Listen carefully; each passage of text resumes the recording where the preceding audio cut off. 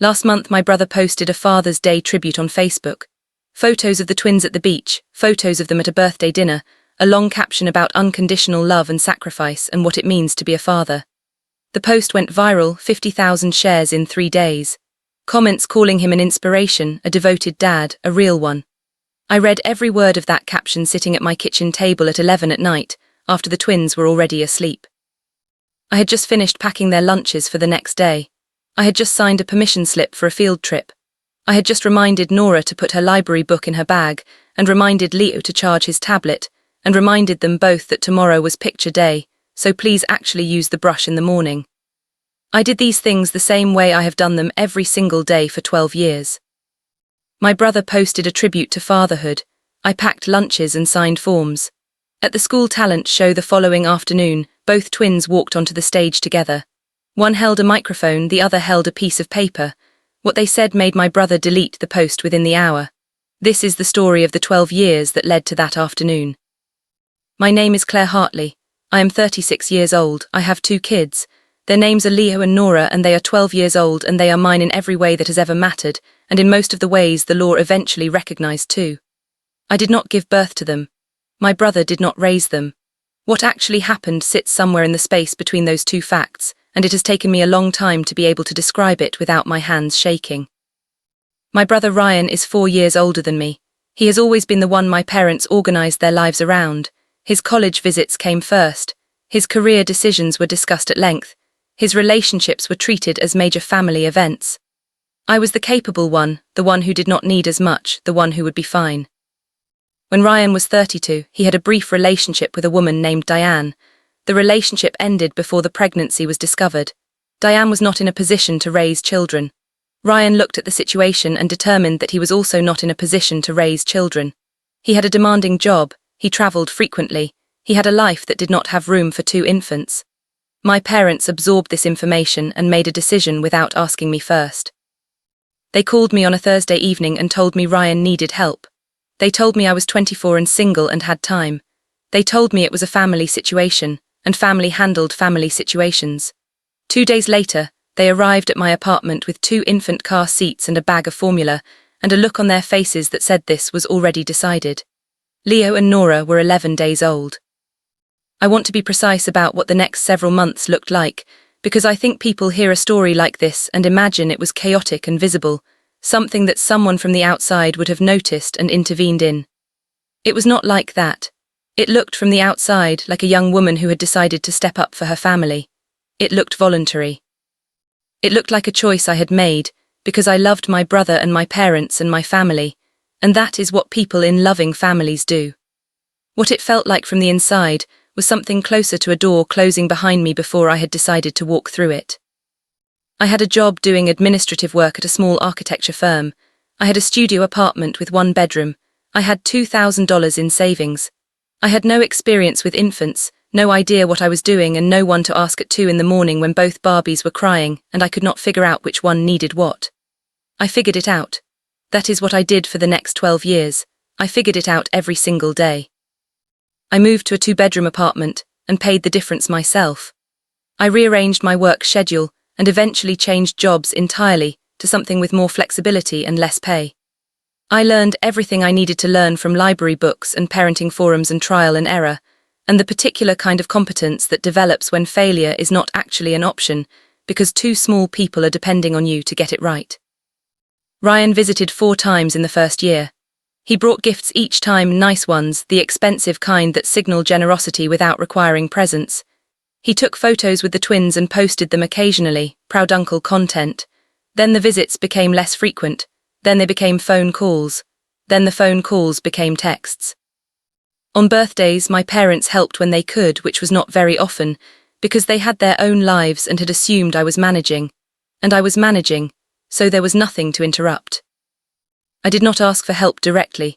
I did not know how to ask for help in the way my family understood asking because I had been the capable one my entire life and capable people handle things.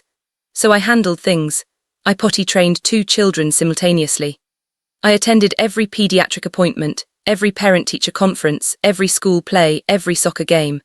I learned how to braid hair because Nora cared about her hair. I learned how to explain long division 2 different ways because Leo needed it explained differently than Nora. I sat with both of them through fevers and nightmares and the particular cruelty of middle school social dynamics. I was there for all of it. Ryan was there for the Facebook posts. The legal situation evolved slowly. When the twins were 3, I filed for formal guardianship because I needed to be able to make medical decisions without tracking down signatures from people who were not present. Ryan signed the paperwork without objection. He signed it on a Tuesday and sent me a text that said, "Thanks for holding things down." When the twins were 7, I filed for adoption. By that point, Ryan had been essentially absent for 4 years. Diane had signed a voluntary relinquishment shortly after the birth. The adoption was granted without significant complications. Leo and Nora became my children legally on a Wednesday afternoon in a courtroom that smelled like old carpet and industrial cleaner. I took them out for pizza afterward, and Nora asked if this meant I was their real mom now. I said yes, and she said, "Good, because I have been calling you mom in my head for a long time." Leo said, "Me too." I cried in the car on the way home while they argued about which pizza topping was objectively superior. That was one of the best days of my life. My parents attended the hearing. Ryan did not. He sent a card. It said, "Congratulations on making it official." The Father's Day post appeared on a Sunday morning. I was in the kitchen making breakfast when Nora came downstairs holding her phone and showed me the screen without saying anything.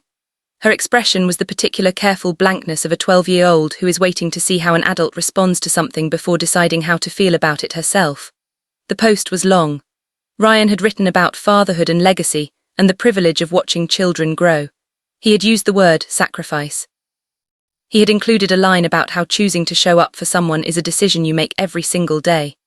There were 11 photos, the twins at various ages. The most recent one was from a visit 6 months earlier when Ryan had come through town and taken them to a baseball game. They were smiling in the photo. They smile for photos. They are 12 years old and they understand that sometimes you smile for photos. I read the caption twice. Then I put my phone face down on the counter and finished making breakfast. I did not say anything negative about the post to either of them. I made eggs and toast, and we talked about the talent show that was coming up later that week. They had been working on their performance for 3 weeks and had not told me exactly what they were planning. They said it was a surprise. The talent show was on a Thursday afternoon in the school gymnasium. It was the kind of event where parents sat in folding chairs and watched 20 performances of varying quality and clapped for all of them with equal enthusiasm, because that is what you do. I was in the 4th row. Ryan was not there. My parents were not there. When Leo and Nora were announced, they walked out together from opposite sides of the stage and met in the center. Nora was holding a microphone. Leo was holding a piece of paper. I did not know what the piece of paper was until Leo held it up, and I could see the official seal and the formatted text and the names at the top. It was the adoption certificate. Nora spoke first. She said she wanted to talk about a word that people use a lot without always meaning it, and that word was family. She said family was not just the people you were related to, it was the people who showed up. Leo said he wanted to talk about a different word, and that word was there. He said there was a difference between being there in a photo and being there at 2 in the morning. He said there was a difference between being there for a baseball game and being there for the dentist, and the math tutor and the bad week and the ordinary Tuesday. Nora said the person who had been there for every ordinary Tuesday of their entire lives was standing in the 4th row, and her name was Claire, and she was their mom. Leo held up the adoption certificate and said this made it official, but they had known it for a lot longer than the paper had.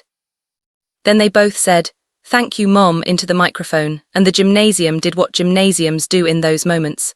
The parent in the 3rd row handed me a travel pack of tissues. I used most of them. I found out about the deleted post from a friend who had screenshotted it before it came down. Ryan sent me a text that evening. It said, "That was not fair." I held my phone for a long time looking at those 4 words. I thought about 12 years of ordinary Tuesdays. I thought about the adoption certificate and the smell of old carpet and Nora asking if I was her real mom now and Leo saying, "Me too." I thought about what fair actually means and who gets to use that word and under what circumstances. I did not reply that night. The next morning I sent him one message. It said, "The twins are doing really well. I thought you should know that since you posted about them." He has not responded. My parents called me that weekend. The conversation was uncomfortable in the particular way conversations are uncomfortable when everyone in them knows the truth, but some of the people in them are not ready to say it out loud yet. I let them be uncomfortable. I have earned that. Leo and Nora went back to school on Monday. Nora had a history project due. Leo had a book report. I signed 2 more permission slips. Life continued the way it always continues, ordinary and steady and entirely ours. That is my story. I want to say something about the 12 years before that gymnasium because I think it matters. I was not a martyr. I did not spend those years feeling sorry for myself or waiting for recognition or keeping a ledger of everything I had given up. I gave up real things. My mid-20s looked nothing like my friends' mid-20s. My savings went to diapers and eventually school supplies and eventually braces for Nora and a decent laptop for Leo when his school went fully digital. My career took a different shape than it would have otherwise. My relationships were complicated in the way relationships are complicated when you are a single parent at 24, and then 26, and then 30. I made choices I did not fully choose, and I made them every day, and then I made them again the next day. But I also got to be the person who was there for Leo and Nora's entire lives. I got to be the person Nora asked when she needed to talk about something she could not figure out how to say out loud. I got to be the person Leo called from a school field trip once because he was homesick, and I drove 45 minutes each way to pick him up early and brought him home and made soup, and we watched a movie and he fell asleep on the couch. And I thought, this is what it is, this is exactly what it is. I did not build the life I thought I was going to build at 24. I built a better one. It just took me a while to understand that. The talent show helped. Someone asked me recently if I was angry at Ryan. The honest answer is that I used to be, and now I am mostly just indifferent, which is its own kind of answer. Anger requires a level of ongoing investment that I redirected a long time ago. What I have instead is clarity. I understand exactly what happened, who made which choices, what those choices cost, and who paid the cost. Ryan will live with the particular knowledge that his children stood on a stage in front of their entire school and described what was missing, and it was him. I did not plan that. I did not ask them to do it. They are 12 years old and they processed 12 years of information and they came to their own conclusions, and they expressed those conclusions in the way 12-year-olds express things, which is directly and without softening the edges. I am not sorry about what they said. I am proud of them for having the clarity to say it, and the courage to say it in a room full of people, and the grace to center it on gratitude rather than grievance. They talked about who showed up. They said, thank you. That is exactly who I raised them to be.